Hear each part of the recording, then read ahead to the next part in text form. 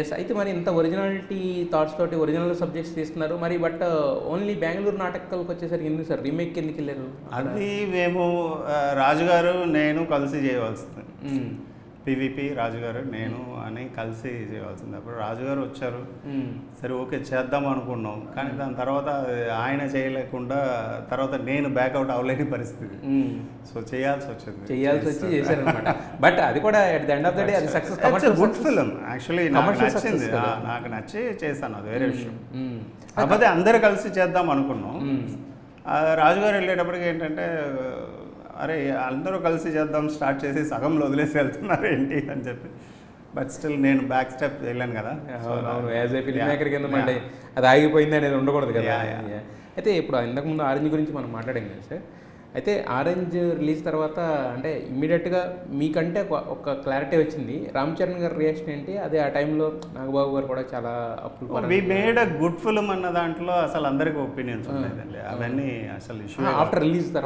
After release కూడా we made a very good film అన్నది పవన్ కళ్యాణ్ గారు ఒకటే చెప్పారు, మంచి సినిమా, ఓకే నచ్చొచ్చు నచ్చకపోవచ్చు అది వేరే విషయం, మనం తీసేటప్పుడు మనకు నచ్చే కదా తీసాం.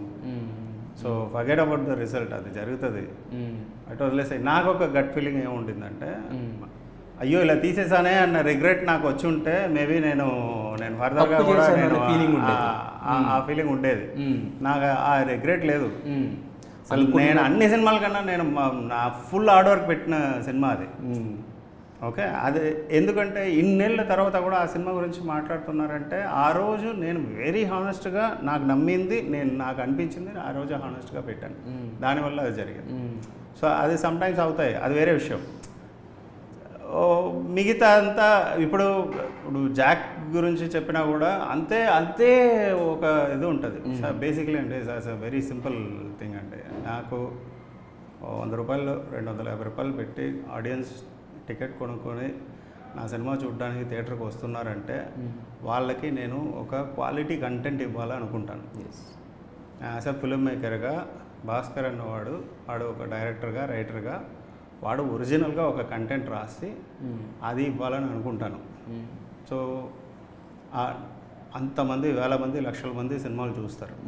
సో వాళ్ళ మీద ఒక మినిమం కేర్ లేకుండా నేను సినిమా తీశాను అనుకోండి, ఆ సినిమా తీసి ఉత్తి డబ్బుల కోసం సినిమా తీసినట్టు ఉంటుంది.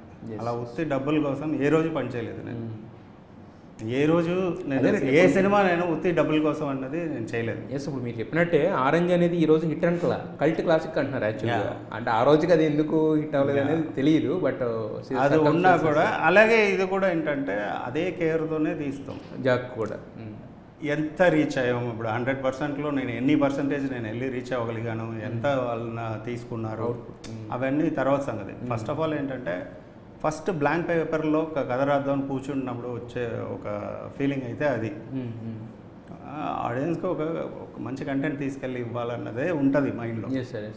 ఎందుకంటే థియేటర్లో సడన్గా చూసి ఓకే అని దులుక్కుంటూ వెళ్ళిపోయారు అనుకోండి, చాలా అవమానంగా ఫీల్ అవుతాను నేను. ఏంట్రా ఇది బాగుంది, ఓకే పర్లేదు అని అలా బాగుంది బాగాలేదో చెప్పండి, వాళ్ళు చెప్తారు, అది వేరే విషయం. కాకపోతే ఏంటంటే మంచి కంటెంట్ ఇచ్చావా లేదా, ఈ కంటెంట్ అర్థం కాలేదు, ఓకే లేదా ఇది నచ్చింది, ఓకే ఇది నచ్చలేదు, ఓకే అలాంటివి తీసుకోవచ్చు. యాజ్ అ ఫిల్మ్గా వాళ్ళు రిజెక్ట్ చేస్తారు అంటే యాజ్ అ ఫిల్మ్ మేకర్గా మనకి లోపల ఒక చిన్న అవమానంగా ఫీల్ అవుతాం. అది అవ్వకూడదు అని అనుకుంటాను నేను. బట్ అది మీకు ఒంగోలు గీత టైంలో అయిందా సార్? అది నాకు ఆ ఫీలింగ్ ఉండేది. రీజన్ ఒకటే, ఎందుకంటే అంత ఒరిజినల్ కంటెంట్ పెట్టి అంత మైండ్ సోల్ మొత్తం నా ఎనర్జీ అంతా అందులో పెట్టిన తర్వాత ఫుల్ టయర్డ్ అయిన పీరియడ్ అది. ఫుల్ ఇంకొక బెస్ట్ కథ ఉంది, ఆ కథ చేద్దామన్నా కూడా అప్పుడు ఎలా అంటే మీకు ఒక స్టేజ్ వస్తుంది, అంత ఒక బ్రేవ్గా ఒక అటెంప్ట్ మీరు ఎలా చేయగలుగుతారన్న ఒక ఫీలింగ్ వస్తుంది. సో అలాంటి ఒక చిన్న ఫీలింగ్. బట్ ఒంగోలు గీత చేసేటప్పుడు నేనేం తీసుకున్నానంటే ఇదే కంపెనీకే చేశాను. అవును, అందులో క్యారెక్టర్స్ ఏంటి ఇంట్రెస్టింగ్గా ఏం చేయొచ్చు, ఒక కొత్త బ్యాక్డ్రాప్ ఏం తీసుకుందాం, ఒక కొత్త క్యారెక్టరైజేషన్ ఏం తీసుకుందాం, ఓల్డెన్ క్యారెక్టర్ ఇలా చేద్దాం, అందులో కొన్ని ఎంజాయ్ చేసినవే. సో థీమ్ వైజ్ నేను చాలా అసలు ఎక్కువ పెట్టొద్దని అనుకున్నాను. రీజన్ ఏంటంటే దానివల్ల తీసుకోవడం అన్నది ఇంకొకసారి స్ట్రెయిన్ అయితే మనకే చాలా కష్టంగా ఉంటుంది అన్నది. సో అందువల్ల అది ఒక లైటర్గా ఉంటుంది. అంటే అదే సార్, అంటే బట్ కాకపోతే ఏంటంటే యాజ్ ఎ ఫిల్మ్ మేకర్గా సినిమా టు సినిమా మనం గెలుస్తూ వెళ్తేనే మనం నిలబడతాం కదా. బట్ అంటే స్ట్రెస్ అవుట్ అయిన మూమెంట్లో ఎందుకు అంటే ఆ ప్రాజెక్ట్ అంటే మీరు అనుకుని ఎక్కించలేదా, లేదంటే పర్వాలేదు అనుకుని ఎక్కించారా? అలానే ఏం లేదు. ఇప్పుడు ఎవ్రీ ఫార్వర్డ్ స్టెప్ ఏంటన్నది మనకు వచ్చి కనపడదు. అవునవును, మనం లైఫ్ బ్యూటీ అంతే కదా. ఇప్పుడు మెట్లు దిగితే ఇంటర్వ్యూ అయిన తర్వాత ఏమవుతుంది అంటే ఎవరికి తెలియదు. నెక్స్ట్ మినిట్ మనం అది ఫ్యూచర్. అది అలా మీరు వెళ్తున్నప్పుడు మీరు ఎలా వస్తుంది, దానికి మీరు ఎలా రియాక్ట్ అవుతున్నారు, దానికి మనం ఎలా ముందుకు వెళ్తాం అన్నది మాత్రమే. అందులో ఒకటే విషయం, మీరు రిగ్రెట్ అవ్వకూడదు. మీరు చేసిన పనులకి మీరు రిగ్రెట్ అవ్వకూడదు. నేను ఏదో చేస్తానన్న ఫీలింగ్ రాకూడదు. అది లైఫ్ మొత్తం కిల్ చేస్తుంది. అయితే ఇప్పుడు కూడా ఇంతకుముందు మనం ఆరెంజ్ గురించి మాట్లాడాం. ఆరెంజ్ రీ రిలీజ్ అప్పుడు చాలా అసలు అంటే ఫస్ట్ ఒరిజినల్గా రిలీజ్ అయినప్పుడు ఎంత వైబ్ ఉందో దానికి 10 times వైబ్ మన రీ రిలీజ్కి వచ్చింది. అవును, మీకు ఎలా అనిపించింది ఆ వైబ్? అవును, నేను యాక్చువల్లీ చెప్పాలంటే నేను వెళ్ళాను థియేటర్కి ఫస్ట్ టైం రీ రిలీజ్ అయినప్పుడు. ఒక నమ్ ఫీలింగ్ ఉండింది.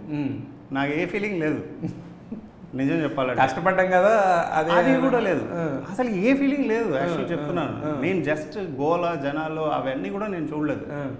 నేను జస్ట్ సినిమా చూసాను. చాలా ఏళ్ళ తర్వాత థియేటర్లో వచ్చింది అన్నది జస్ట్ సినిమా చూసాను అంతే. అలా బ్లాంక్గా ఉండింది, అలా చూసేసి వచ్చాను అంతే. నాకు అదర్వైజ్ మళ్ళీ ఒక విషయం ఏంటంటే రీ రిలీజ్కి ఉన్న ఆ డైనమిక్స్ వేరు. అది అప్పుడు ఎలా సెలబ్రేట్ చేస్తారు, ఆ సెలబ్రేట్ మూడ్ ఎలా వస్తుంది, అవన్నీ వేరు. అది నాకు అర్థమవుతుంది. సో అందువల్ల ఏంటంటే నేను జస్ట్ బ్లాంక్గా చూసి వచ్చాను. థియేటర్లో చూడాలని అనుకుని వెళ్ళాను, ఒకసారి చూసి వచ్చాను. మీ సినిమాని మీరు చూసుకున్నారు, గుర్తొచ్చినాయా అప్పటి జ్ఞాపకాలు ఏమన్నా? సినిమా చూస్తూ ఉంటే వస్తుంటాయి. సార్, అయితే మీకు ఒరిజినల్ ఫిల్మ్ మేకర్ అంటున్నారు, సినిమా టు సినిమా ఎందుకు ఇంత గ్యాప్ వస్తుంది మీకు? రాయాలిగా ఎవరితో దొబ్బేయడానికి లేదు. నేను చేయను, అది అట్లా చేయను, అది అలవాటు లేదు. ఓకే, నేను రాయాలి కదా ఒరిజినల్ థాట్స్. బట్ స్టోరీస్ ఉన్నాయి, రెఫరెన్సెస్ చాలా చాలా తక్కువ. ఎప్పుడైనా ఏదైనా స్క్రీన్ ప్లే ఏదైనా అంటే డిస్కషన్లో కూర్చున్న వాళ్ళు ఏదైనా ప్రిఫర్ చేస్తే కానీ అదర్వైజ్ ఉండదు. ఓకే, అయితే మరి 19 సంవత్సరాల కెరీర్లో 7 సినిమాలు అంటే చాలా తక్కువే కదా సార్, ఒక రకంగా చెప్పాలంటే. ఇంతే తీయాలని ఏదైనా రూల్స్ రెగ్యులేషన్స్ అంటే బట్ కాకపోతే ఏంటంటే మనం ఫైనాన్షియల్గా ఎంత ఉన్నా కూడా ఇప్పుడు ఈరోజు నాకు కావాల్సినంత ఉంది.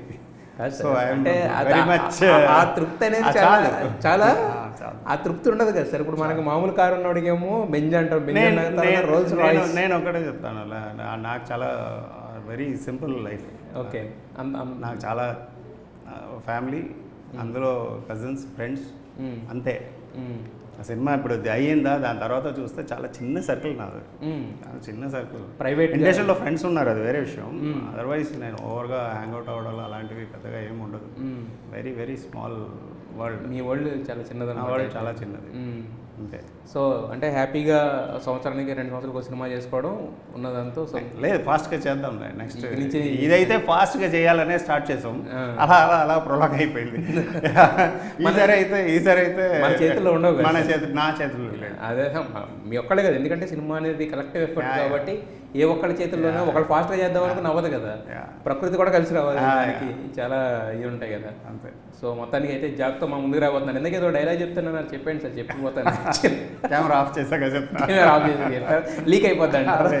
సరే, మొత్తానికి ఎనీహౌ మీ brain child 7th brain child 10th so world wide వస్తుంది. జాక్ ఫుల్ ఎంటర్టైన్ చేస్తాడు. అండ్ కొంచెం ఆలోచించేలాగా కూడా చేస్తాడు. ఆలోచిస్తాడు డెఫినెట్గా సమ్ టేక్ అవే పాయింట్ ఉంటుంది. అండ్ మిగతా action, comedy, love story, everything అన్నీ ఉన్నాయి.